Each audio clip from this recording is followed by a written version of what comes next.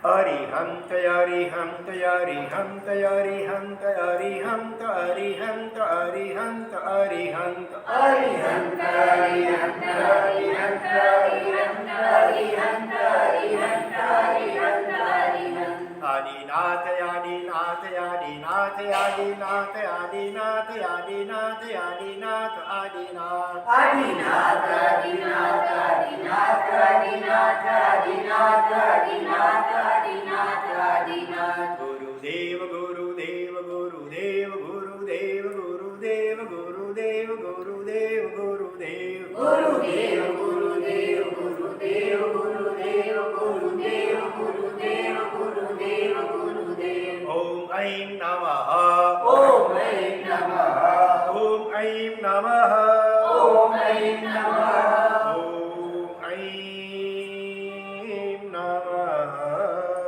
ओम ऐं नमः ओम ऐं नमः ओम ह्रीं नमो नारायणाय ओम ह्रीं नमो नारायणाय ओम ह्रीं नमो नारायणाय ओम ह्रीं नमो नारायणाय ओम ह्रीं नमो नारायणाय ओम ह्रीं नमो नारायणाय प्रभु एवो अवसर मारो क्यारे आवसे प्रभु एवो अवसर मारो क्यारे आवसे रूप गंध रस स्पर्श शब्द ना वृंदनो रूप रस रस स्पर्श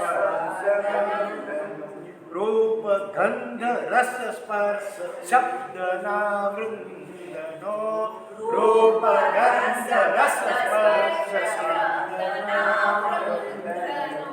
बाह्य अभ्यंतर त्याग कदा मुझ काय जो बाह्य अभ्यंतर त्याग कदा मुझ काय जो गज सुकुमाल सुकोसल में तार जमुनी गज सुकुमार सुकोशल बेतार जमुनी जेवो थईने जीतू चार दशाय जो जेवो थईने जीतो चार कषाय जो प्रभु एवो अवसर मारो क्यारे आवसे प्रभु एवो अवसर चौनो क्यारे आवसे।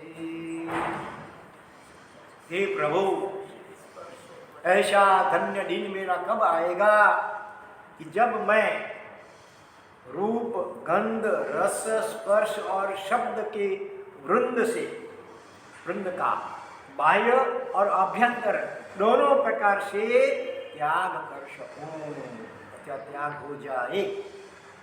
रूप गंध रस स्पर्श और शब्द, इन पांचों को क्या कहा जाता है? ये क्या है पांच?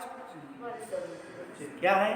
तो एक शब्द में कहना है तो क्या है? तीन अक्षर का शब्द इंद्रिय विषय, तीन अक्षर इंद्रियों के विषय। हमारी पांच इंद्रियां हैं, हर एक का एक एक मुख्य विषय है। पहली शब्द स्पर्शनेंद्रिय, एक इंद्रियों को स्पर्शनेंद्रिय होती है चमड़ी, उसका विषय है स्पर्श। जिसका ज्ञान होता है उस इंद्रिय के द्वारा उसको विषय बोलते हैं। दूसरी इंद्रिय रसना माने जीव, रसनेंद्रिय, उसका विषय क्या है? रस। तीसरी इंद्रिय घ्राण नाक, उसका विषय है गंध, सुगंध या दुर्गंध, गंध। चौथी इंद्रिय है चक्षुर इंद्रिय, आंख, उसका विषय है रूप।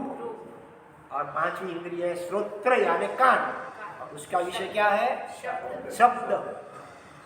तो अनादि काल से हम सभी इन पांच इंद्रियों के जो पांच विषय हैं उनके अनुकूल विषय मिलते हैं तो हमें सुख की भ्रांति थोड़ी समय के लिए होती है, और इसी में हम मानते हैं कि बस सुख है अगर दुनिया में तो ये पांच इंद्रियों के विषयों का उपभोग करने में ही सुख है, इसके सिवाय सुख की संभावना हमें दिखती नहीं है।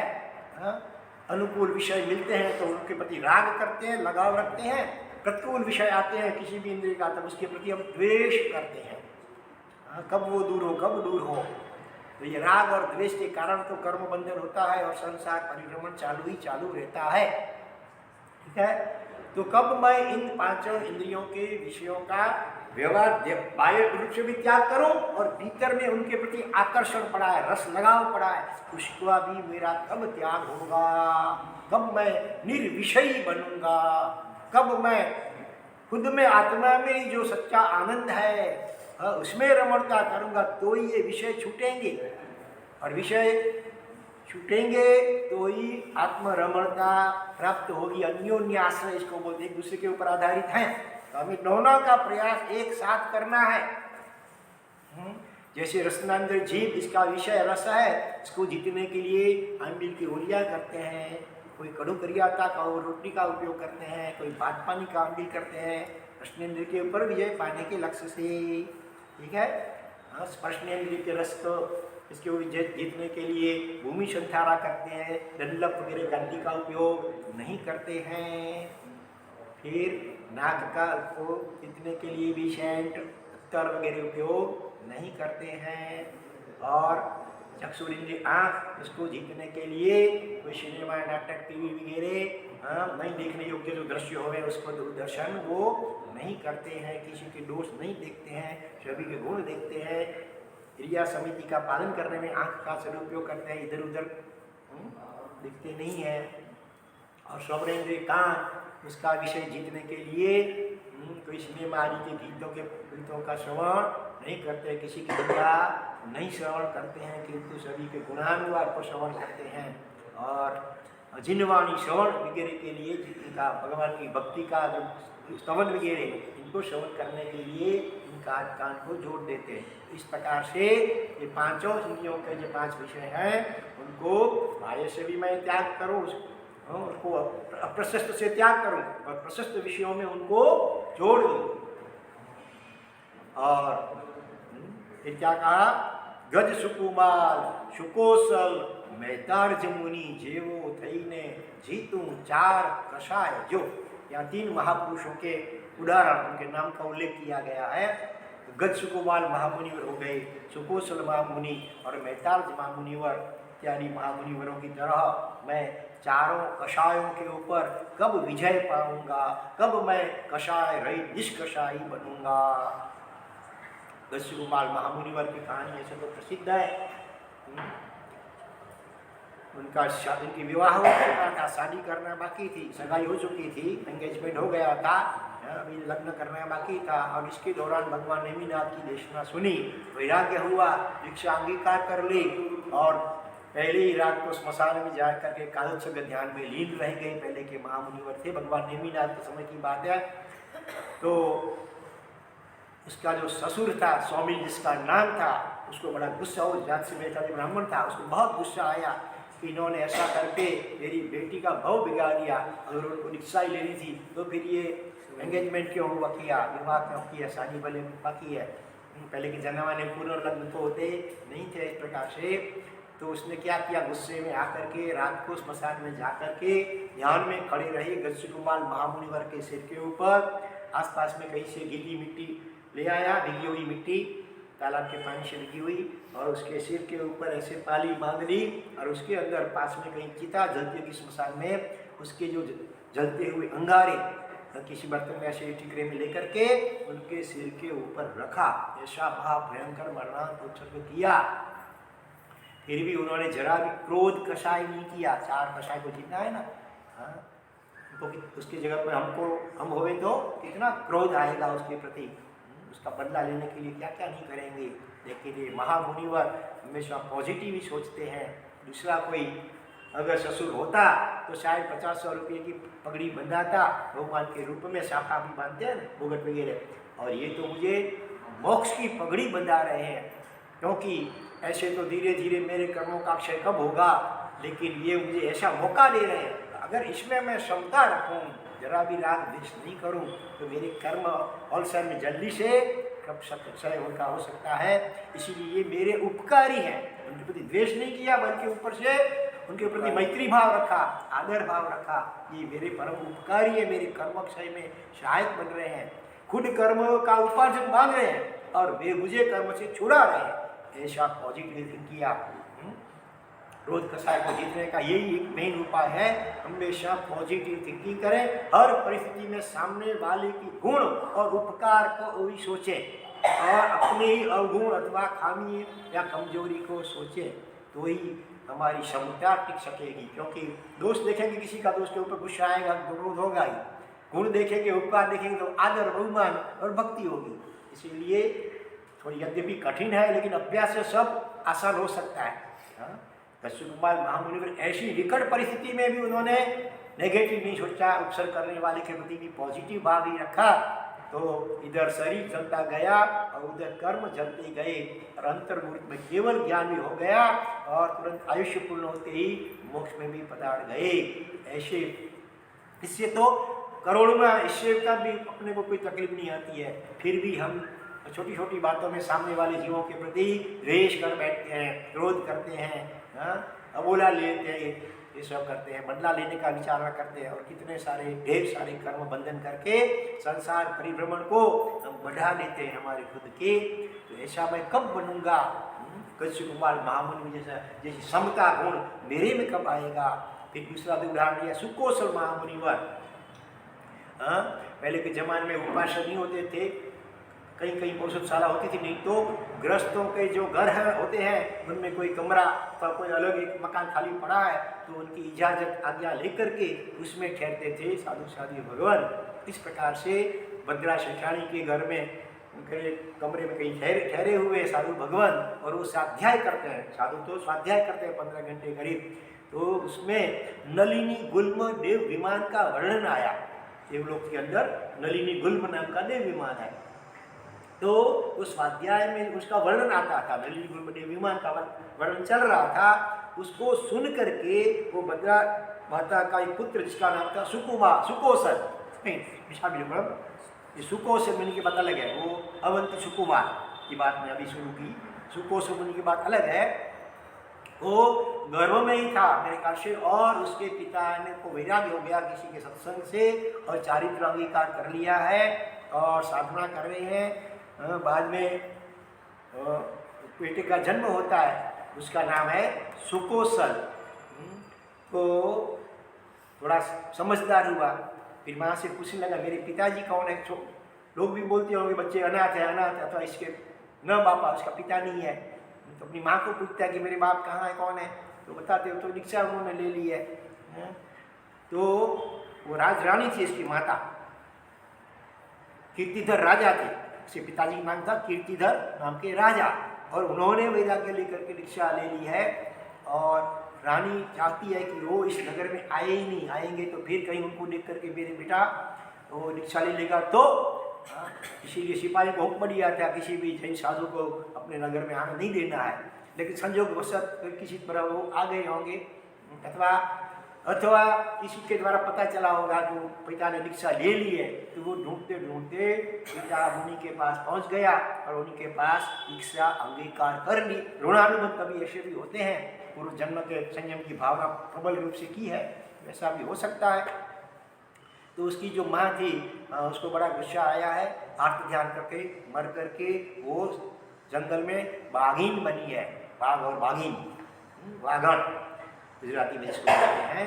और जब ये पिता पुत्र मुनि कीर्तिधर मुनि और सुकोसल मुनि ऐसे ध्यान में कालसर्प में लीन है जंगल में कहीं पेड़ के नीचे, और इधर ये जो अगले जन्म की इसकी माँ और उसकी पत्नी है जो इसने वो वाघन बनी है, तो पूर्व जन्म के द्वेष के संस्कार के कारण वो वहाँ पर जाती है और क्रमशः दोनों को वो चीर डालती है शरीर को। उस वक्त भी एकदम क्षमता में ही रहते हैं और क्या केवल ज्ञान द्वारा आत्मा कल मन मोक्ष को भी प्राप्त कर लेते हैं। तो ऐसा मैं कब बनूंगा?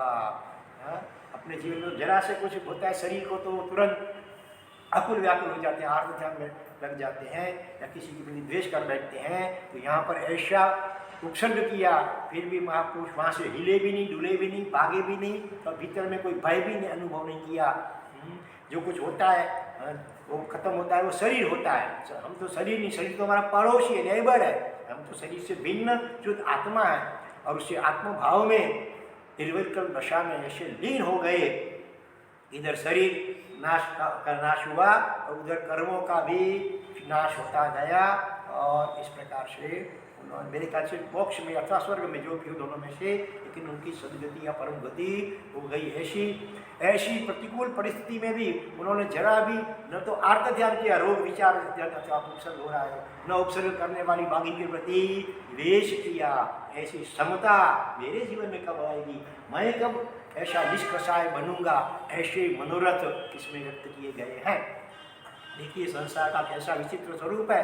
अगले जन्म में जो माँ थी, हाँ, और जिन्होंने अपना दूध पिलाया था प्यार से, और वही माँ अभी नागिन बन करके उनके शरीर को चीर डालती है, उनका खून तक पिए। पहले अपने खून का दूध बना वो पिलाया, अमृत पिलाया, और अभी उसका खून खुद पी रही है। कर्मों की गति बहुत विचित्र होती है। इसीलिए इस संसार से वैराग्य होना चाहिए। संसार में रहने योग्य है नहीं। आज मनुष्य जन्म मिला है, कुछ ही समय के बाद कौन जाने कौन सी गति में हम लोग चले जाएंगे। तिरंज गति में भी जा सकते हैं, पशु पंछी बन सकते हैं, चींटी मकोड़े बन सकते हैं, पेड़ पौधे बन सकते हैं। हमेशा के लिए यही परिस्थिति रहने वाली नहीं है। इसीलिए इस संसार से कब जल्दी मुक्त हो जाए कि जहाँ कोई कर्म का बंधन कभी हो ही न सके, ऐसी कर्म रहित अवस्था को प्राप्त करने का मनोरथ भी हमने साथ में करना है। तीसरा उदाहरण यह है मैतार्ज मुनिवर का। आप लोगों को कल मैंने बताया अभी था प्राइवेट में, बात का सत्संग हो रहा था हमारा, तब ऋषि कुमार का उदाहरण भी दिया था और मैतार्ज मुनिवर का भी उदाहरण दिया था। याद है मैतार्ज मुनि को किसने उपसर्ग किया, किस प्रकार का उपसर्ग किया था? याद है? याद है? बोलो। मैतार्ज मुनिवर बड़े महातपस्वी थे, महीने में उपवास करने वाले थे। सोनी सुनार, हाँ, उसको शंका हुई कि मेरे जो सोने के जाव, हाँ, इसने चोर लिए हैं, चुरा लिए हैं। फिर उसको मासिक क्षमण का 31वां दिन था, पारना नहीं हुआ था, और कड़ी धूप में उसको कसरा कर से बांध करके रखा। तो फट फट फूटे हाडका, तट तट टूटे जाम, सोनी रे परिशहरियों ने मुनिए राख्यो मन ठां। ऐसी विकट परिस्थिति में भी ये मैतार्ज महामुनिवर ने उनके प्रति कोई द्वेष नहीं किया, और वो खुद जानते थे कि वो पक्षी चुन गया है, चुप गया, फिर भी वो बोले नहीं, बोलूंगा तो शायद उसको मार देगा, तो अपना मृत्यु स्वेच्छा से स्वीकार कर लिया। लेकिन दूसरे की मृत्यु की थोड़ी सी संभावना भी थी तो भी बोले नहीं। हो सकता था कि वो पक्षी को मारने के जाए, लेकिन वो उड़ भी जाए, न भी मरे, ऐसा भी हो सकता था, मर ही जाए ऐसी जरूरी नहीं था, लेकिन थोड़ी सी संभावना तो थी मरने की उस पक्षी की, तो उसके लिए मुन चुप रहे, लेकिन बोले नहीं कि भाई मैंने तुम्हारे जो नहीं चुराए हैं वो पक्षी चुप गया है, ऐसा नहीं बोले। और इधर हड्डियां टूटने लगी और उधर कर्म के बंधन टूटते गए, देखते ही देखते केवल ज्ञान, और तुरंत मोक्ष में पधार गए। ऐसा मैं कब बनूंगा? कहते महापुरुष के उदाहरण दिए गए अच्छे अच्छे, और जैन शासन ये बलिहारी है। ऐसे ऐसे महामुनिवर भूतकाल में कई हो गए हैं। उनके जीवन में से प्रेरणा लेकर के हमें भी ऐसे मनोरथ करने हैं कि एक दिन मैं भी कब ऐसा बनूंगा। ये महापुरुष ऐसे हुए, वो कुछ एक जन्म की वो साधना नहीं थी, उसके बैकग्राउंड में पिछले कितने जन्मों से वो संयम की और कषायों को जीतने का पुरुषार्थ करते आए होंगे, उसकी लिंक चालू होगी, तभी इस जन्म में ऐसी विकट और मरणांत उपसर्ग की स्थिति में भी संपूर्ण समता भाव में स्थित रह सके। तनिक भी क्रोध नहीं किया, कषाय नहीं किया, अथवा मैं ऐसा अहंकार नहीं किया। महातपस्वी होते थे, लब्धियां होती हैं, ऐसे चाहते तो आँख ऐसे कर दो तो अग्नि निकलती तेजोलेशिया, उसके द्वारा सामने वाले को भस्मीभूत कर सकते थे, कि ऐसे उसका किया उपयोग नहीं किया। अपने शरीर के प्रति भी उनको कोई आसक्ति या राग भाव नहीं रहा, संतोष, निर्लोभता, निस्पृहता, ऐसे गुण मेरे में कब आएंगे, मैं कब ऐसा बनूंगा। ऐसे मनोरथ हमें हृदयपूर्वक करने हैं, उपलब्ध दृष्टि से नहीं करना है, भाव से करना है, तो एक दिन ऐसा हमारा भी आ सकता है। इसमें कोई असंभव जैसी बात नहीं है। जो एक व्यक्ति के लिए किसी के लिए संभव है, वो आदमी तो कल हमारे लिए भी संभव हो सकता है। इसके लिए हमें पुरुषार्थ करना है। हम नहीं तो ऐसे कम से कम मनोरथ भी करेंगे ना, तो धीरे धीरे ऐसी शक्ति हमारे में भी आएगी, तो कभी न कभी हम भी ऐसी स्थितियों में हम समता रख सकेंगे। चलो आगे बढ़ते हैं 15वीं गाथा में। કાકંદી નગરીના ધન્ના મુનિવરો કાકંદી નગરીના ધન્ના મુનિવરો ધન્ના સાલે મુનિવર મેઘ કુમાર જો ધન્ના સાલે મુનિવર મેઘ કુમાર જો બાહુબલી ને ખંડક ઢંઢણ ત્યાગિયા બાહુબલીને દંડક દંડન ત્યાગિયા જેવા વ્રત પાડે શું નિરઅતિચાર જો જેવા વ્રત પાળીશું નિરઅતિચાર જો પ્રભુ એવો અવસર મારો ક્યારે આવશે इस गाथा में तो और भी बहुत महापुरुषों के उदाहरण दिए हैं कि ऐसे ऐसे महामुनिवरों की तरह मैं भी कब निरअतिचार थोड़ा अतिचार में थोड़ा सा भी दोष न लगे इस प्रकार से निर्मल शुद्ध व्रत माने पंच महाव्रत अहिंसा सत्य आचर्य ब्रह्मचर्य और अपरिग्रह ऐसे जो पांच महाव्रतों को इन महामुनिवरों ने जैसे अनिशुद्ध रूप से पालन किया थोड़ा सा भी कोई दोष या अतिचार लगने नहीं दिया ऐसा निर्दोष निर्तिचार शुद्ध संयम और पंच महाव्रत का पालन मैं कब करूंगा। कौन सी महापुरुष क्या यहाँ उल्लेख किया है। काकंडी नगरी ना धन्ना मुनि वरु काकंडी नाम की नगरी में धन्य कुमार नाम के हो गए श्रावक प्राय करके उनकी 32 तो पत्नियां थी बड़े श्रीमंत थे लेकिन भगवान की देशना सुन करके वैराग्य हुआ सब छोड़ करके चारित्र अंगीकार किया। इतना ही नहीं दीक्षा लेते ही उन्होंने अभिग्रह लिया जिंदगी भर के लिए मैं छठ के पारणे आंबिल करूंगा। छठ यानी 2 उपवास लगातार साथ में करना उसको बेला भी कहते हैं और पारणे में भी चौकाशी नहीं एकादशी आंबिल और वो आंबिल भी कैसा आंबिल खाते तो थे नहीं पहले के काल में। हाँ सब गृहस्थों ने भोजन निपटा लिया हो करीब 12:30 1 बजे की 1:30 बजे और फिर जो बच्चा पूछा हो ठंडे पड़ गए चावल और भात हो पहले के ज़माने में ऐसे रोटियां तो शायद होंगी भी नहीं बस ऐसे चावल ले लिया उसमें पानी डाल करके पी गए हो गया आमिल।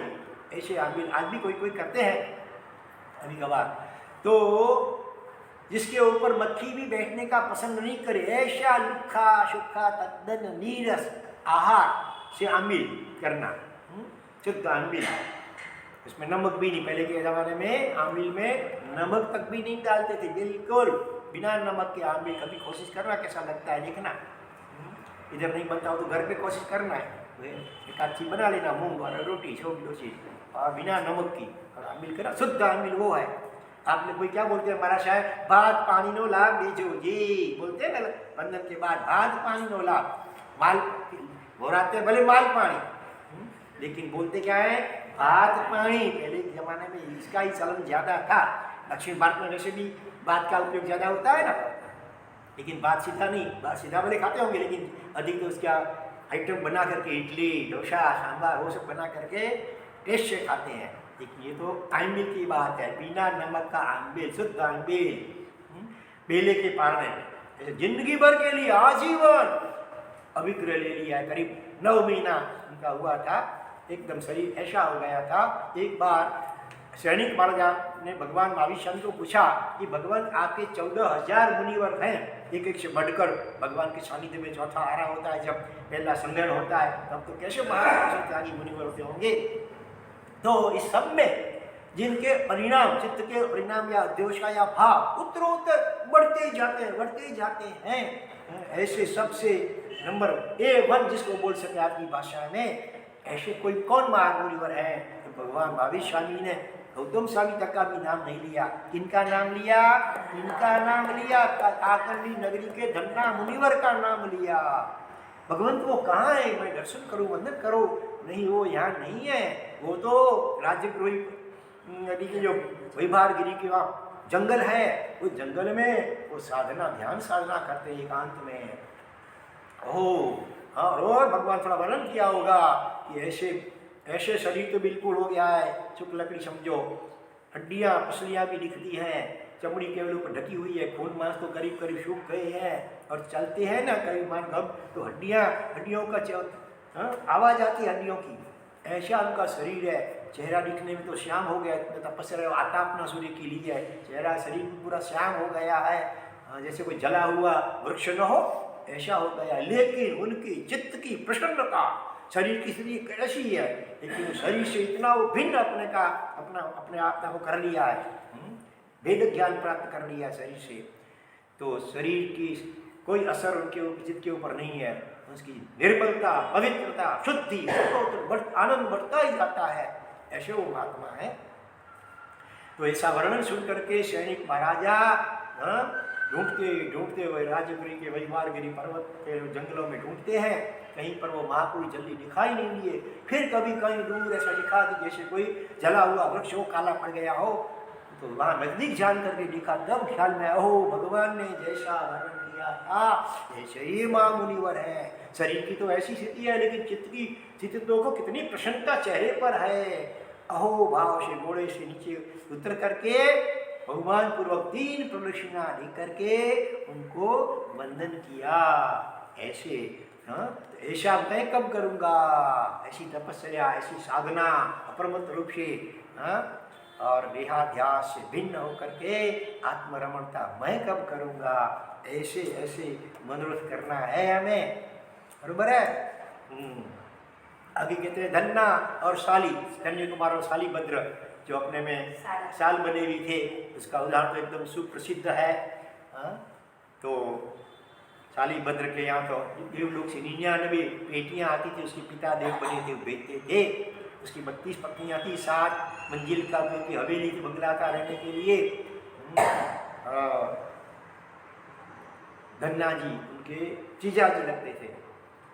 तो एक बार सैनिक महाराजा आए थे हैं इनके घर का वर्णन देखने के लिए। तो 7वीं मंजिल में थे। उनकी माँ भद्रा माता बुलाती है, बेटा शाली नीचे आओ, देखो सैनिक आए हैं। अरे माँ सैनिक आए तो उसको गोडाउन में डाल दो, मुझे उसमें बुझने उसकी क्या जरूरत है। उसका व्यापार पूरी माँ संभालती थी, वो तो जलसा ही करता था 7वीं मंजिल पे। अरे बेटा ये हमारे नाथ हैं, हमारे स्वामी हैं, नीचे आओ जल्दी। और ये नाथ और स्वामी शब्द सुनते ही चिंतन में चले गए। ओहो अभी भी मेरे ऊपर कोई है ऊपरी, मैं तो समझता था कि बस मेरे जरा कोई सुखी है नहीं, मेरे ऊपर किसी की सत्ता नहीं है। लेकिन ये तो माँ कहती है कि अपने स्वामी हैं। हो तब तो मेरा पुण्य इतना कच्चा है, अधूरा है। क्योंकि जो हुआ सो अब मैं ऐसी साधना करो कि फिर ऊपर कोई न रहे। मैं भगवान महावीर स्वामी का शिष्य बन करके ऐसी साधना करूँ, ऐसी साधना करो कि फिर कोई मेरे कोई ऊपर न रहे, मैं किसी के नीचे या गुलाम न रहूँ। ऐसा सोचते हुए आखिर उन्होंने माँ को कह दिया कि भाई मुझे रिक्शा लेनी है। पत्नियों को भी कहा होगा, सब रोने चिल्लाने लगे, समझाने की कोशिश करने लगे। आखिर माँ ने कहा, इसका दृढ़ निश्चय लेकर के, बेटा ऐसा करो 32 पत्नियाँ तो कम से कम 32 दी, तो कम से कम तुम रुको, एक पत्नी का रोज भले त्याग करो, लेकिन इसके इतना जल्दी मत करो। तो माँ के कहने से 32 दिन के लिए वो रुकने का निर्णय लेता है, एक पत्नी का त्याग करते हुए। और इधर एक समाचार जब उसके जीजा जी धन्ना जी को मिला, उनके पास उसकी बहन के शाली भद्र की बहन के द्वारा जब वो स्नान कर रहे थे, तो धन्ना जी कहते हैं तो तुम्हारा भाई तो कायर है, कायर, एक छोड़ता है। दीक्षा लेनी है तो सब एक साथ छोड़ना चाहिए। स्वामीनाथ कहना आसान है, लगे करना कठिन है, ऐसे उल्हाना देती है टोना जिसको बोलते हैं। ये सुनते ही धन्ना जी ने क्या कहा, चलो हटो दूर हो जाओ सब, तुम आठ पाओ, मैं अभी जा रहा हूँ रिक्शा लेने के लिए। और वो कहती है, अरे स्वामीनाथ मैं तो मजाक कर रही थी, पीछे लौटो। लेकिन पीछे देखे वो और सीधा गए शाली भद्र की हवेली के नीचे, जोर से चिल्लाए, अरे शाली भद्र नीचे आओ, रिक्शा लेनी है क्या, ये क्या कायरता रखी है तुमने। एक को छोड़ता है, देख मैं 8 को एक साथ छोड़ कर आया, चल मेरे साथ। उनको तो इतना ही चाहिए था, बाप तूने भी दे बता दी जैसी बात थी। दोनों निकल पड़े, भगवान के पास संयम लिख दिया। इतना कड़क संयम पाड़ा, उनका शरीर भी पूरा बदल चुका था तपस्या वगैरह के कारण से। खुद की माँ तक भी पहचान नहीं पाई थी, उनके घर जब आए थे भिक्षा के लिए तब ऐसी काया हो गई थी। और अंत में अंत में वैभारगिरी पर्वत के ऊपर धन्ना और शालिभद्र दोनों ने अनशन स्वीकार किया, आहार पानी का जिंदगी भर के लिए त्याग करके अनशन का स्वीकार किया। उनकी माँ वंदन करने गई थी और माँ कहती, बेटा शाली मुनि एक बार आँख खोल करके मेरे सामने देखो तो सही। मैं बहुत वो बोलती है, तब एक बार आँख खोल करके देखा, इतना विशुद्ध में जो राग हुआ भले माँ के प्रति, इसके कारण से उनका एक भाव बढ़ गया। अभी वो सबसे ऊंचे सर्वात सिद्धिमान 33 सागरों की आयु वाले देव बने हैं और वहाँ से फिर मनुष्य बन करके मोक्ष में जाएंगे। और धन्ना जी ने तो आंख नहीं खोली तो वो मोक्ष में पधार गए हैं। तो ऐसे धन्ना शाली मुनिवर मेघ कुमार, भगवान महावीर स्वामी के समय की बात है। सैनिक राजा के पुत्र का नाम था मेघ कुमार। भगवान की देशना सुन करके दीक्षा ली और पहले दिन रात को बहुत सब मुनिवर थे तो उनका जो सोने का संथारा उसका जिस जगह दरवाजे के वहाँ पर आई तो रात को लघु शंका करने के लिए जो मुनि वहाँ से गुजरते थे तो उनके पाँव अंधेरे होते थे, पहले इतनी लाइटें नहीं थी तो कभी उनके पाँव भी पड़ते हैं, पाँव की रज धूली भी पड़ती है। और ये तो राजकुमार थे, एकदम सुकोमल थे, तो उसको बड़ा नींद नहीं आई तो उसने सोचा कि अब मैं ये मुझसे पालन नहीं होगा, आज तो पहला दिन है, ऐसा हुआ है तो आगे क्या होगा। तो मैं भगवान को वापिस ही रजोवरण सौंप करके मैं दीक्षा घर चला जाऊँ। लेकिन भगवान के पास आते हैं, नमस्कार करते हैं, भगवान तो केवल ज्ञान से जानते ही थे। भगवान ने उनका पूर्वभाव बताया, अरे मैं कुमार, ये तो पंच महारथधारी महातपस्वी त्यागी संयमी मुनिवर, उनकी चरण की धूली तो बड़े भाग्य के उदय से मिलती है। इतने से तुम दुर्ध्यान में पड़ गए। देखो तुमने अगले जन्म में कैसा कष्ट सहन किया था। तुम हाथी थे और जीवों को बचाने के लिए 1 योजन की भूमि को घास वगैरह से साफ करके रखी थी और एक बार जंगल में आग लगी, दावानल हुआ, सब पशु पक्षी जो ये जो तुमने घास बिना की जगह बनाई थी ना उसमें आ गए, पूरा भर गया था वो ग्राउंड। उस वक्त एक खरगोश था, उसको खुजली हुई, नहीं हाथी को खुजली, तुम हाथी थे उस समय, तुमको खुजली हुई, खुजलाने के लिए एक पाँव तुमने ऊंचा किया और उसी जगह पे एक खरगोश आकर के बैठ गया था। फिर जब नीचे देखा, अरे खरगोश है तो पाँव फड़कूंगा बेचारा मर जाएगा, तो तुमने ऐसे पाँव अधर रखा 2.5 दिन तक, 2.5 अहोरात्र तक वो दावानल चला, तब तक तुमने ऐसे पाँव रखा।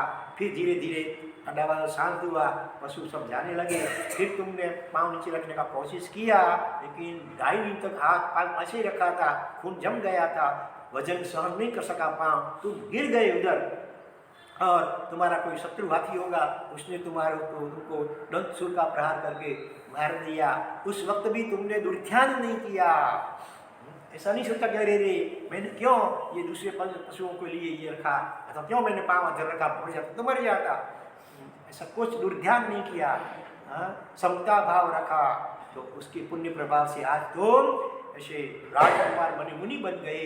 और अब ये तो महापंचप्रधारी मुनिवर हैं, उनकी चरण धूलि से तुम इतना हो जाते हो अक्षय।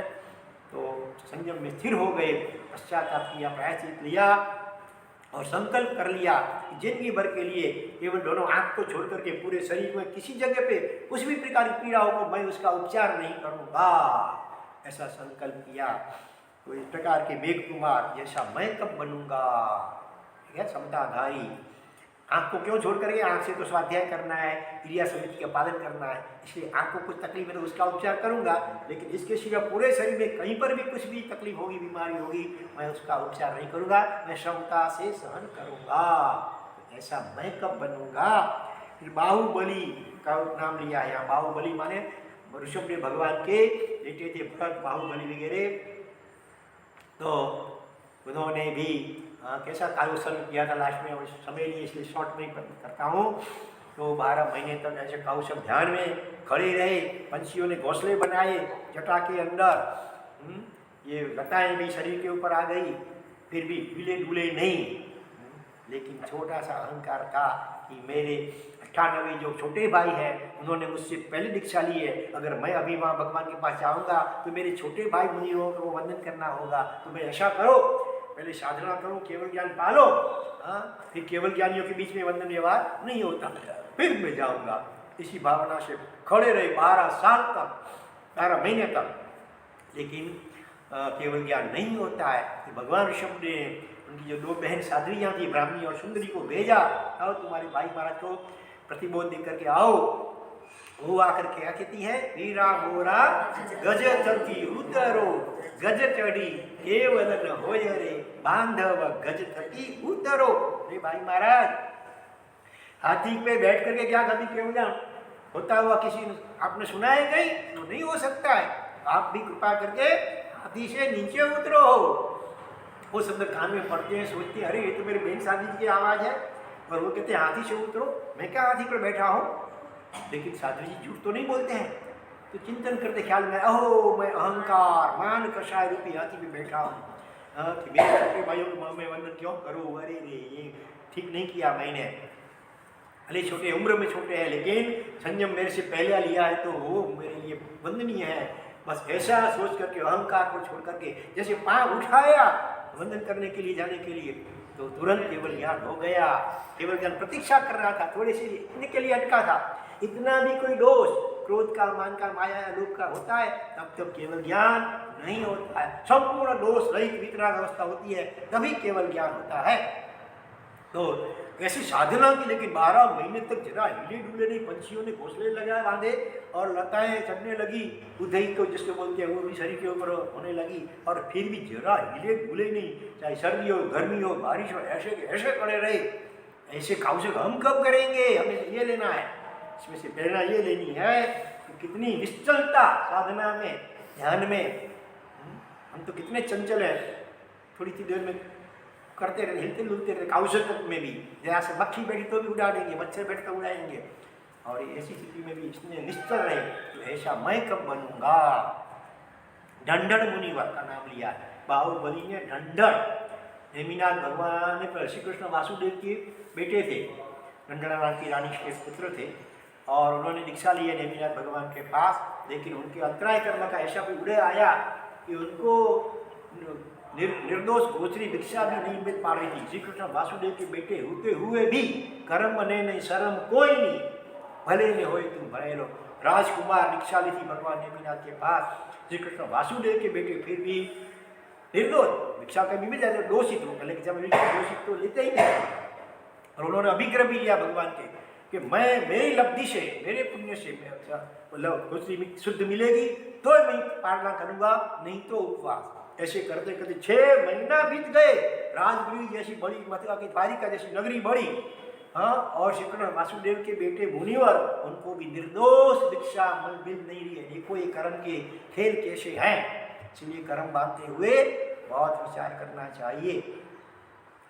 फिर एक बार ऐसा हुआ कि श्री कृष्ण वासुदेव भगवान को वंदन करके लौट रहे थे, मुनिवर को देखा तो नीचे उतर करके हाथी से उनको वंदना किया। यह दृश्य किसी दूसरे गृहस्थ ने देखा, ओहो श्री कृष्ण वासुदेव जिनको नमस्कार करते हैं तो बड़े कोई महातपस्वी मंत होंगे, तो चलो मैं उनको भिक्षा दूं।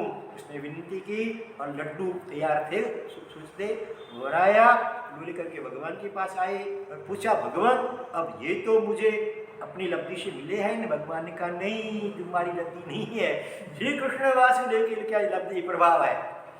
उन्होंने तुम्हें वंदन किया तब उसको भाव हुआ था होराने का, इसलिए तुम्हारी लब्धि नहीं है। तो क्या करना अभी? निर्दोष भूमि में इसकी पारिष्ठापन का विधि कर दो, इसका चूर्ण करके राख मिला करके निर्जीव भूमि में इसका विसर्जन कर दो।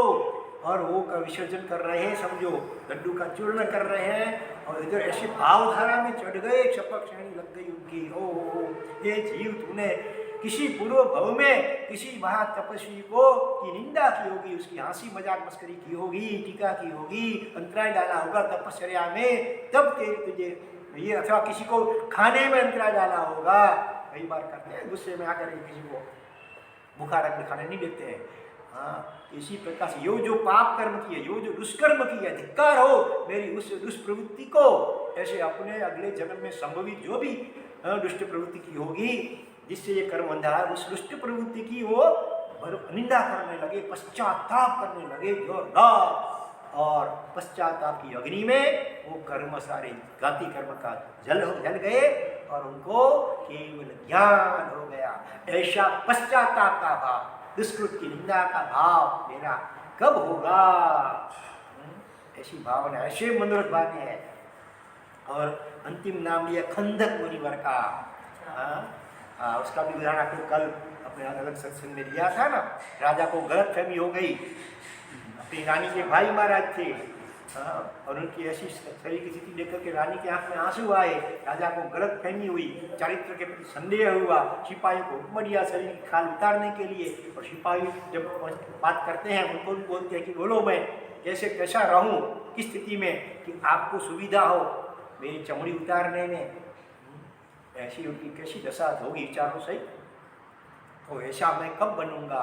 शरीर की चमड़ी उतरती गई, उधर ऐसे समता भाव में न राजा के प्रति द्वेष है न सिपाहियों के प्रति द्वेष है, बस अपने दुष्कर्मों की गराह करते करते उनको भी केवल ज्ञान और मोक्ष की प्राप्ति हो गई।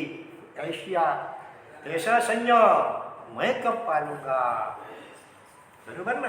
मैं कब टाटा बिरला अंबानी बनूंगा, ऐसे विचार कईयों को आते होंगे कभी कभी। मैं कब उद्योगपति बनूंगा, अरबपति बनूंगा, खरबपति बनूंगा, बिल गेट्स जैसा मैं कब जैसा मैं कब बनूंगा।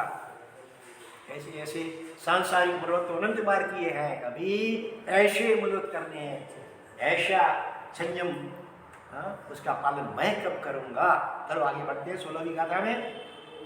वन वगड़े वितराग मुनीना वृंदमा, वन वगड़े वितराग मुनीना वृंदमा, प्रेत वनो मा धरसू क्यारे ध्यान जो, प्रेत वनो मा धरसू क्यारे ध्यान जो, शत्रु मित्र ने सुख दुख मां समता करे, शत्रु मित्र ने सुख दुख मां समता करे, क्यारे रईसू कौशज्ञ एक तान जो, क्यारे रईसु कौशज्ञ एक तान जो, प्रभु एवो अवसर मारो प्यारे आओ। ऐसा धन्य दिन मेरा कब आएगा कि वन वगड़े माने जंगलों में, वितराग मुनीना वृंदमा, मुनियों का वृंद माने समूह हो, जिसमें मैं भी हूँ, मेरे गुरु भाई वगैरह भी साथ में हो। जंगल में मुनि कैसे हो, वितराग मुनि, केवल ज्ञानी अथवा समझ वितरागी, तो वितराग ताकि बिल्कुल नजदीक की स्थिति वाले, ऐसे महावैरागी, महातपस्वी, महासंयमी मुनिवर हो मेरे साथ। और हम सब मिल करके अलग अलग पेड़ के नीचे खड़े रह करके औषध ध्यान में एक लीन हो जाए। प्रेत वनों मा, प्रेत वन माने स्मशान, प्रेत लोग बहुत रहते, प्रेत भूत प्रेत, तो ऐसे प्रेत वन माने स्मशान के अंदर ध्यान करो बिना डरे, रात को समय भी। और कैसा ध्यान करो, शत्रु मित्र ने सुख दुख मा समता। कोई शत्रु आ जाए मारने के लिए, या कोई भक्त आ जाए वंदन या पूजन करने के लिए, दोनों के प्रति सम दृष्टि हो। गस्यकुमार मुनिवर ने कैसी समता रखी ना, अभी कितने उदाहरण लिख गए हमने। तो शत्रु हो चाहे कोई मित्र हो। एक और धर्मेंद्र, वो मेघमाली कमठ, वो उपसर्ग करता है पार्श्वनाथ को, उसकी और धर्मेंद्र पद्मावती उपसर्ग का निवारण करके भक्ति करते हैं, दोनों के प्रति तुल्य मनोवृत्ति। मेरी भी ऐसी दशा कब होगी, सुख या दुख हो, अनुकूलता हो या प्रतिकूल हो, वातावरण भी अनुकूल हो या प्रतिकूल हो, ठंडी ज्यादा हो कम हो, गर्मी ज्यादा हो कम हो, कुछ भी हो, समता समता समता। डांस मच्छर भी हो, चलिए सैकड़ों हजारों मच्छर काट रहे एक साथ, फिर भी कोई उसको प्रतिकार नहीं करूँ, आत्मा में रमणता करूँ, कौशल ध्यान में लीन रहूँ, क्यारे रहीशू कौशल के एकता, एकदम थे, मन भी थे, वचन भी मौन, काया भी थे, आत्मा में लीनता। कैसी भी बाह्य परिस्थिति हो, जरा सा भी मैं हिलूँ नहीं, डिगू नहीं, भयभीत न हो, स्मशानों में भी, रात को भी, अकेला कभी हो तो भी। ऐसी दशा मेरी कब आएगी। इस काल में भी एक आचार्य भगवत हैं, अभी भी दिगंबर आचार्य हैं, नाम है विद्यासागर जी महाराज, नाम सुना होगा शायद किसी ने आपने। वो एक बार लगातार 33 घंटे तक खड़े रहे ध्यान में। 33 घंटा माने एक और दिन रात पूरा हो गया, उसके ऊपर और 9 घंटे और, बिना खाए पिए, बिना बैठे लेटे, खड़े खड़े। ऐसे हमारा शरीर तो कितना कमजोर आजकल है, 6 फुट का संदेह है, 6 नंबर का, और एक टाइम तो भोजन वो करते हैं हाथ में। ऐसी स्थिति में भी 33 लगातार घंटे लगातार खड़े खड़े कायोत्सव ध्यान में लीन रहे।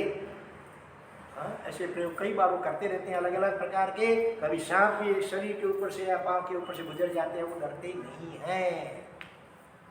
ऐसे साधक इस काल में भी हैं। श्रावक थे पूना कड़की में, वो रोज रात को 9 से सुबह 6 बजे तक 9 घंटे लगातार पद्मासन की मुद्रा में, पद्मासन भगवान की लगा करके नमस्कार महामंत्र का जप और ध्यान लगातार रात को 9 से सुबह 6 बजे तक। इस काल की ये तो घटना है। तो ऐसी साधना मैं कब करूंगा? योगेश भाई को फिर से याद करें हम। ईडर और रावण के पहाड़ों में, जंगलों में, गुफाओं के अंदर वो ध्यान में रहते हैं। 4-4 महीना मौन पूर्वक एक टाइम भोजन कर लेते हैं, भोजनशाला से टिफिन आ जाए, बस बाकी दिन रात एकांत में गुफाओं में ध्यान करते हैं। रात्रि के समय में गुफा से बाहर बैठे हो, कोई हिंसक पशु आए तो भी डरते नहीं है। और एक साधक हमारी कच्ची समाज के हो गए, अभी शायद होंगे भी, श्यामजी बाई का नाम है, मुंबई साइन में रहते हैं। 3-4 साल पहले हम मिले थे, उपासक वो भी आए थे, हम भी उनके घर पे गए थे। करीब 90 साल के आसपास की उसकी उम्र थी उस वक्त भी। आज होंगे कि नहीं पता नहीं है, पिछले 3-4 साल से, लेकिन 3-4 साल पहले तो हम मिले भी हैं, बातचीत भी हुई है। वो जब जवान थे तो कलकत्ता के पास में उदयगिरी कोई पर्वत है, उसकी गुफा में जब वो साधना करते थे तो उसी गुफा के अंदर एक बड़ा विशाल काय अजगर, अंग्रेजी में क्या बोलते हैं,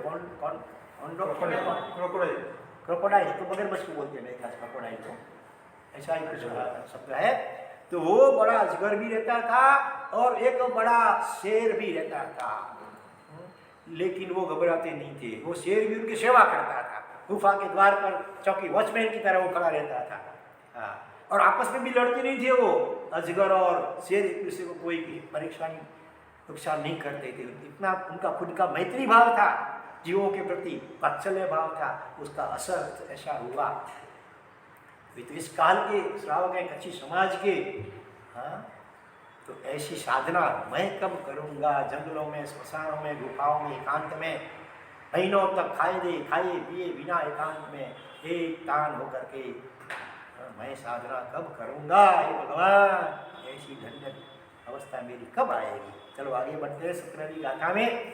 अपूर्व करण गुण ठाणु क्यारे पामसो, अपूर्व करण गुण ठाणु क्यारे पामसो, शपथ श्रेणी नो करसु क्यारे स्वाद जो, शपथ श्रेणी नो करसु क्यारे स्वाद जो, सहजानंद स्वभाव दशामण से कदा, सहजानंद स्वभाव दशामण से कदा, यथा ख्यात नो मेळवसु आह्लाद जो, यथा ख्यात नो मेळवसु आह्लाद जो, प्रभु एवो अवसर मारो क्यारे आवसे। अगली गाथा के अनुसंधान में और एक दृष्टांत याद आता है।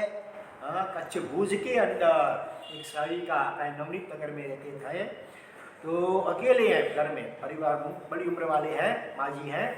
तो वो उनको भी आत्म साधना की कैसी लगन है, कि वो अपने घर में कोई अपने को डिस्टर्ब न करे। सामायिक लेकर के साधना में ध्यान में बैठते हैं, जप में और ध्यान में, तो कोई पड़ोसी या कोई रिश्तेदार आकर के उनको विक्षेप न हो, इसके लिए उन्होंने ऐसी व्यवस्था की है। ये दरवाजा जो है तो कोई ऐसा व्यवस्था की है, अपना हाथ अंदर डाल करके कड़ी बाहर से लगा देते हैं। कोई आने वाला होता है तब में कोई नहीं, बाहर गए होंगे। अपनी साधना में कोई विक्षेप रूप न बने। अपने को तो अकेले अकेले समय करना हो तो बोर हो जाते हैं ना, उदासी आने लगती है। वो चाहते हैं कि कोई मुझे नहीं बुलाए तो अच्छा, मैं अकेले अपने में मस्त रहो। हम वहाँ जाके आए हैं भुज में, तो ऐसे ऐसे गृहस्थ साधक श्रावक शालिकाओं में भी हैं। अशक्य नहीं है, भले कठिन थोड़ा है, लेकिन अभ्यास से सब आसान हो सकता है। Practice makes a man perfect. अभ्यास से किसी भी विषय में जीव पूर्णता को पा सकता है। आजकल आपको लोग सर्कस देखते होंगे कभी कभी कहीं टीवी वगैरह में, कैसे कैसे बॉडी बैलेंस करते हैं कैसी स्थितियों में, तो वो सब अभ्यास से सिद्ध है। तो ऐसी आत्म साधना करें तो जितना वो जिम में जा करके या कराटे कितने प्रकार के शरीर की जो कसरत व्यायाम करते हैं, इतना परिश्रम अगर आत्मा की साधना में लगाएं तो सम्यक दर्शन हो जाए, आत्मा का अनुभव भी हो सकता है। तो यहाँ पर 17वीं गाथा में कहते हैं अपूर्व करण गुण ठाणु क्यारे पाम शुभ। गुण ठाणु माने गुण स्थानक। मोक्ष में जाने के लिए कितनी सीढ़ियां, कितने गुण स्थानक बताए हैं? 14 प्रकार से जो सीढ़ियां हैं। गुण स्थानक माने अपने आत्मा में गुण का विकास, क्रमशः गुणों का विकास होता है तो गुण स्थानक बोलते हैं। तो 14 ऐसे उत्तरोत्तर अधिक अधिक अवस्थाएं आत्मा की हैं, निर्मलतम अवस्थाएं। तो उसमें अपूर्व करण वो 8वां गुण स्थानक है। ऐसे चौथा गुण स्थानक जब होता है, सम्यक दर्शन आत्मा का पहली बार अनुभव होता है, तब भी अपूर्व करण आता है। करण माने अध्यवसाय भाव, हमारे हृदय के अंतर के परिणाम, उसके लिए यहाँ करण शब्द रखा है। अपूर्व, पूर्व में कभी भी हमने अनुभव नहीं किया ऐसा कोई भाव। अनंत जन्मों में, अनंत जन्मों में कई बार साधु बने, श्रावक बने, फिर भी कभी ऐसा भाव नहीं आया है। ऐसा कोई विलक्षण कोटि का निर्मलतर परिणाम हमारा भाव हो जाए, उसके बाद फिर सम्यक दर्शन होता है। चौथा गुण स्थान, वो चौथा गुण स्थानक है। आत्मा की पहली झलक मिलती है कुछ सेकंडों के लिए, तब भी वो ऐसी दशा आती है। फिर आगे आगे आगे उसमें साधना करते करते बढ़ता जाता है। 5वां गुण स्थान, 6वां, 7वां। इस काल 5वें गुण स्थानक में, चौथे गुण स्थानक में हर 6 महीने में एक बार निर्विकल्प अवस्था में अपने आत्मा का अनुभव होता है। तो चौथा गुण स्थानक टिकता है, जैसे दिगंबर ग्रंथों में आता है। फिर हर 15 दिन में एक बार अगर अनुभव होता है आत्मा का, तो 5वां गुण स्थान कहा जाता है। श्रावकों का ऐसा गुण स्थान 5वां व्रतधारी, तो साथ में व्रत भी होते हैं कुछ, लेकिन आत्मा की ऐसी निर्मलता होती है 15 दिन में तो कम से कम एक बार निर्विकल्प प्रसाद के द्वारा अपनी आत्मा का अनुभव होता है। इससे आगे बढ़ करके मुनि अवस्था में हर अंतर्मुहूर्त में माने 48 मिनट से कुछ कम समय को अंतर्मुहूर्त बोलते हैं। हर प्रत्येक अंतर्मुहूर्त में निर्विकल्प प्रसाद के द्वारा आत्मा का अनुभव होता रहता है। जैसे घड़ी होती है, पेंडुलम होता है ना, घड़ी का लोलक 1 सेकंड के लिए टिकता है, इधर फिर इधर टिकता है 1 सेकंड। ऐसे 6ठे 7वें गुण स्थान के बीच में वो झूलते रहते हैं। निर्विकल्प हुए, अनुभव हुआ, फिर थोड़ा सा विकल्प सूक्ष्म आ गया, फिर सविकल्प दशा, फिर इधर क्षण के लिए निर्विकल्प दशा आई, फिर सविकल्प। ऐसे सविकल्प निर्विकल्प अवस्था में झूलते रहते हैं 6ठे 7वें गुण स्थानक में। बस इतना, यहाँ तक हम इस काल में इस सम्मेलन के द्वारा आगे बढ़ सकते हैं। इससे आगे तो शपथ श्रेणी या उपशम श्रेणी होती है, जहाँ अंतर्मुहूर्त में फिर केवल ज्ञानी हो जाता है। 8वें से लेकर के 13वें गुण स्थान पहुँचने में कितना समय लगता है? केवल अंतर्मुहूर्त कुछ सेकंड या कुछ क्षण लगते हैं केवल। तो उसमें वो 8वां गुण स्थान है, उसका नाम भी है अपूर्व करण, जहाँ से शपथ श्रेणी या उपशम श्रेणी स्टार्ट होती है, जिसमें तो आत्मा में ही रमणता होती है, निर्विकल्प स्थिति में रमणता होती है। ऐसा वो 8वां गुण स्थान, ऐसी मेरी आत्मा रमणता कब मुझे प्राप्त होगी? अपूर्व करण गुण ठाणु क्यारे पामशो, यथा ख्यातनो क्या मेळवशो आह्लाद जो। यथा सहजानंद स्वभाव रसा मरसे कदा। शपथ क्षणी माने क्रोध मान माया लोक का मूल समेत क्षय होता जाता है। शांत दबाते नहीं उसको, जड़ से निकालते हैं क्रोध को, मान को, माया को, लाभ और 4 कषाय बिल्कुल नष्ट हो जाते हैं। तो आत्मा की पिति दशा कैसी निर्मलता होगी, ऐसा अपूर्व आनंद होगा। तो कल्पना भी अभी करनी अपने लिए मुश्किल है। तो उसमें क्या होता है? सहजानंद स्वभाव दशा, अपनी आत्मा की विभाव दशा नहीं, स्वभाव, अपने आत्मा में रमणता होती है और सहज आनंद होता है। कोई बाह्य साधन सामग्री बिना ही सहज रूप से आत्मा में जो आनंद है, उसका अनुभव मुझे कब मिलेगा? और यथाख्या चारित्र, वो तो 11वें या 12वें गुण स्थानक में अथवा 13वें गुण स्थानक में होता है केवल ज्ञान समय में। तो उसका तो आनंद का तो वर्णन ही क्या कर सकते हैं, अनंत आनंद होता है।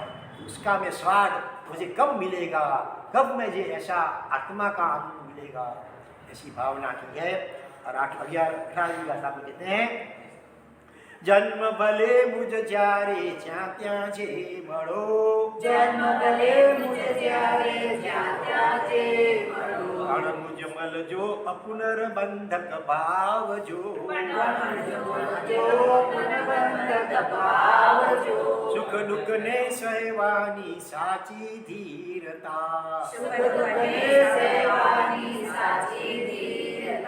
सोहम पदनु रटण तजो शुभ भाव जो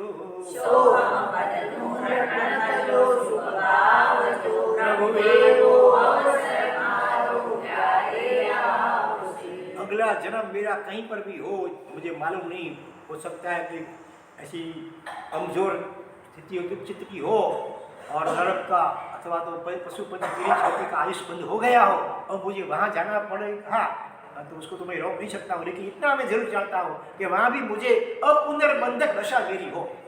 अपुनर्बंधक दशा माने मोहनीय कर्म की उत्तर स्थिति 70 कौड़ा पड़ी सागरों की है, 70 कौड़ा पड़ी, वो कभी नहीं बंधती है मोक्ष में जाने तक।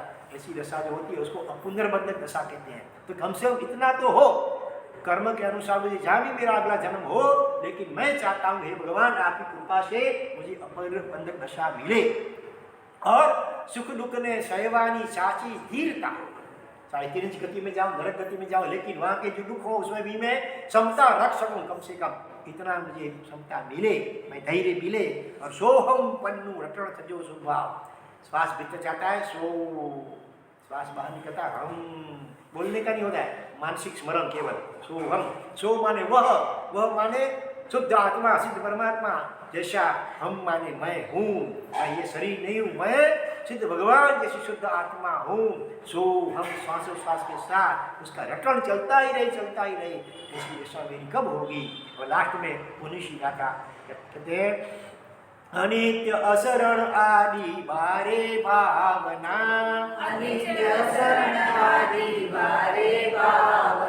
मैत्री प्रमोद आदि भावना चार जो, पंच महाव्रत केरी पचविस भावना, भावी ने उतर सु क्यारे पार जो, प्रभु एवो अवसर मारो प्यारे आओ। हे प्रभु ऐसा धन्य दिन मेरा कब आएगा कि जब मैं आपने बताई हुई जो 12 और 4 भावनाएं हैं, अनित्य असरण एकत्व, अन्यत्व संसार भावना, असुचि भावना, आश्रय संबंध निजला, लोक स्वरूप भावना, धर्म स्वरूप जो भावनाएं वैराग्य जगाने के लिए, और साथ में 4 उसी और भावनाएं जगत के जीवों के साथ कैसा व्यवहार करना, मैत्री प्रमोद करना और माध्यस्थ, ये 4 भावनाएं टोटल 16 भावना हुई। और दूसरी साथ में 5 महाव्रत, अहिंसा, सत्य, औचर्य, ब्रह्मचर्य, अपरिग्रह, हर एक की 5-5 भावनाएं आपने बताई है। भावना भवनाशिनी कही है, तो उन भावनाओं से मेरे आत्मा को मैं भावित कब करूँगा, ठीक है, और इस संसार सागर से मैं कब पार उतरूँगा। 19 कथाएं हुई है, अभी 6 कथाएं बाकी रही है, वो कल हम संक्षेप में ले लेंगे, ठीक है। तो आज एक महत्व की बात है, आज यहाँ पर विराजमान है मुनिराज श्री प्रेम रत्न सागर जी महाराज। करीब 1 साल हुआ है उन्होंने रिक्शा के लिए, बड़ी उम्र में सजोड़े जिन्होंने रिक्शा ली हुई है। अगले चतुर्मास घाटकोपर में उन्होंने 5 होलियाँ साथ में की थी, 29, 30, 31, 32, 33, और अभी 34वीं होली का आज पारना है, ठीक है। तो इनकी अनुमोदना भी करनी है, और साथ में मुनिवर 2 भी हैं, इनकी भी 24 और 25 और 26, 25 और 26 2 होली साथ में चल रही है, पाया तो आगे होगा। और साथ में हमारे गणी वर्ष धर्मरत्न सागर जी महाराज जो हम यहाँ पर आए थे, उनकी तो बड़ी उम्र अपनी होली है, 65वीं होली, वो उसका पाना भी आगे होगा। लेकिन इन तीनों की होली वालों की अनुमोदना करने के लिए आज हमें शुभ संकल्प करना है। पहली बात थी कि भाई होली बोला है, फिर हमारे दिल में विचार आया है कि अधिक से अधिक आप सब लोग जुड़ सके, लाभ ले सकें, इसके लिए आपको एक संकल्प कर लेना है। फिर नीचे जाकर के जो भी ये सहज रूप से होगी, कुछ कहा नहीं है, सहज योग होगा, आपको वो वेराना है। उसके लिए क्या संकल्प करेंगे, हर रोज आपको कम से कम 9 नौकार लिखना है। लिखने से चित्त की एकाग्रता सहज रूप से होती है। बोलते जब करते तो मन भटकता है, आंखें भटकती है, लिखने में आंख भी जुड़ती है, हाथ भी जुड़ता है, मन भी जुड़ता है, और तो बहुत कर्मों की निजरा होती है और शांति का अनुभव भी होता है। तो कम से कम 9 नौकार कितने दिन के लिए करेंगे? 4 महीने के लिए करेंगे संकल्प। हाँ, 4 महीना हर रोज 9। ऐसा नहीं कि आज 9 लिखा, कल नहीं लिखा, परसों 18 लिख लेंगे, ऐसा नहीं। कभी 9 ज़्यादा भी लिख दिया किसी दिन, तो भी दूसरे दिन फिर 9 तो लिखना ही है। प्रतिदिन 9 नौकार आपको लिखना है 4 महीने के लिए। इसके लिए लॉन्ग बुक आप ले लेंगे और उसमें 9 विभाग कर लेंगे, 3 खड़ी लाइन, 3 टेढ़ी, 9 नौकार एक उसके अपने आ सकते हैं। इस प्रकार से आप ले सकते हैं। अथवा घाट के ऊपर जीरावाला पार्श्वनाथ मंदिर है, वहाँ पर अपनी किताबें छपवाई है। चतुर्मास में करीब 10,000 कितनी किताब छप गई और करीब करीब क्लास होने आई। थोड़ी सी 200-300 शायद हो सकती है वहाँ पर, लेकिन अभी वहाँ से मंगाए कैसे? हाँ, कोई जाता है यहाँ से घाट के ऊपर? हाँ, घाट के ऊपर भैया अच्छा, कब मंगाई थी? कब? चतुर्मास में मंगाई थी। अच्छा, हमने 5 रुपये की दिए से तो खबर नहीं पाती। कितनी हो? लेकिन इतने जगह 15 होंगे करीब। पहले पूछ करके मंगा लेना और आज शाम तक यहाँ आ जाए। कल अच्छा, कल सुबह, आज शाम तक ही आ जाए तो कल सुबह सबको दे सकें। ठीक है, तो उसमें लिख सकेंगे। अगर वो नहीं भी मिल सकी तो फिर अपने लॉन्ग बुक एक खरीद लें, उसके अंदर 9 विभाग करके 9 का प्रतिदिन लिखना है आपको। बरोबर है? तो हाँ, मैंने अंतराय जैसा कोई समय हो अथवा कोई बीमार पड़ गए हो तो अलग बात है। तो 120 दिन तक आपको लिखना है। कभी संजोग बस 1-2 दिन कोशिश ये करना है कि 1 दिन ग्रेप न पड़े तो अच्छा, लेकिन अनिवार्य संजोग जो है अंतराय आदि के जो है समय, तो उसमें जाना है। लेकिन एक टोटल 120 दिन तक आपको हर रोज 9 का कम से कम एवरेज लिखना है। ठीक है, तो ये अभिग्रह अभी मैं देता हूँ, हाथ जोड़िए जिसको भी। तो जो अभिग्रह लिए होंगे वही अभी यहाँ नीचे महाराज साहब को वराने का लाभ देंगे। ठीक है, समझ में आया? कुछ पूछना है और कुछ तो प्रेम से हाथ जोड़िए सभी। 10-12 दिन का गैप हो जाए, बाद में एक साथ। हाँ, शुरुआत भले आपको अभी आज से नहीं करनी है, 2-4 दिन के बाद से शुरुआत करनी है, लेकिन फिर ज़्यादा लेट मत करना, नहीं तो फिर सो जाते हैं। भजिया गर्म होता है तो अच्छा रहता है खाने में। हाँ, ठीक है, आपकी जैसे आपकी मर्जी अनुकूलता, लेकिन इतना तो आप इसमें लिख सकते हैं। 9 का तो लिखना है, 9 12 भी नहीं करना, 9 कार्य करना। चलो जैसे आपकी सुविधा, लेकिन भले कर सकते हो। चलो, नमो वरिहंताणं नमो वरिहंताणं नमो सिद्धाणं नमो आयर्यां नमो वैद्यायां नमो सर्वसाहुणं येशो पंचरमुकारो सर्वपावक मना सर्वमंगलानं च सभ्ये सिंपणं मंगलम। देव गुरु धर्म के साक्षी सचनिचारहा धारणा विग्रह पचखाई बोलिए पचखाई राम ग्रंथ सहस्रागण महत्यागण सब समयत्यागण वो श्री। अगले चौमासे में नवनीत नगर में एक सारिका थी, बड़ी उम्र वाले अकेले ही थे घर में, अकेले। फिर भी उन्होंने करीब 35 से ज़्यादा बुकें, 37 बुकें लिखी नौकार की। एक बुक में 1044 लगभग इतने नौकार लिख सकते थे। 1044 नौकार एक बुक में। ऐसी 37 बुकें एक ही चातुर्मास में 4 महीने में उन्होंने लिखी। पूरा दिन यही काम लिखने का ही करते रहते थे।